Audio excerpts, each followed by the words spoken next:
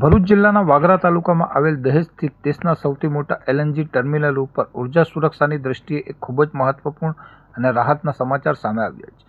મધ્ય પૂર્વમાં ઈરાન અને અમેરિકા વચ્ચે વધેલ ભૌગોલિક રાજકીય તણાવ તથા વ્યૂહાત્મક રીતે અતિસંવેદનશીલ એવા હોર્મુઝ સ્ટ્રેટ વિસ્તારમાં સર્જાયેલ ભારે અનિશ્ચિતતા વચ્ચે કતારથી લિક્વિફાઈડ નેચરલ ગેસ લઈને નીકળેલું ભારતીય જહાજ દિશા સુરક્ષિત રીતે દહેજ બંદરે પહોંચી ગયું છે. આ આંતરરાષ્ટ્રીય કટોકટીના સમયમાં ભારતની ઉર્જા સુરક્ષાને અકબંધ રાખવા આ જહાજનું સલામત આગમન માઇલસ્ટોન સમાન માનવામાં આવી રહ્યું છે. પ્રાપ્ત વિગતો અનુસાર શિપિંગ કોર્પોરેશન ઓફ ઇન્ડિયા દ્વારા સંચાલિત અને પેટ્રોનેટ એલએનજી લિમિટેડ માટે ચાર્ટર કરાયેલ આ જાયન્ટ જહાજે ગત તારીખ 15 જૂનના રોજ કતારના રાસ લાફાન એલએનજી ટર્મિનલ પરથી પોતાની સફર શરૂ કરી હતી, જે તમામ પડકારોને પાર કરીને 19 જૂને દહેજ એલએનજી ટર્મિનલ ઉપર સફળતાપૂર્વક લાંગરી દેવામાં આવ્યું છે.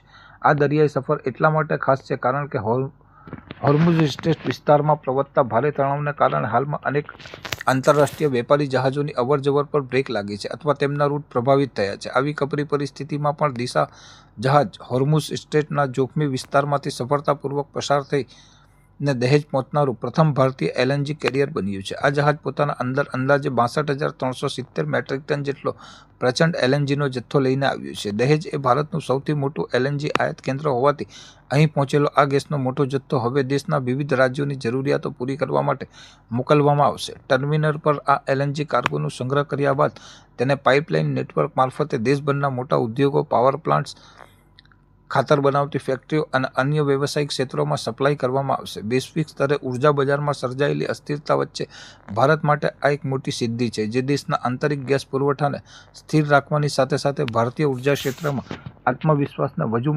વધુ મજબૂત કરશે તેવું નિષ્ણાતો જણાવી રહ્યા છે.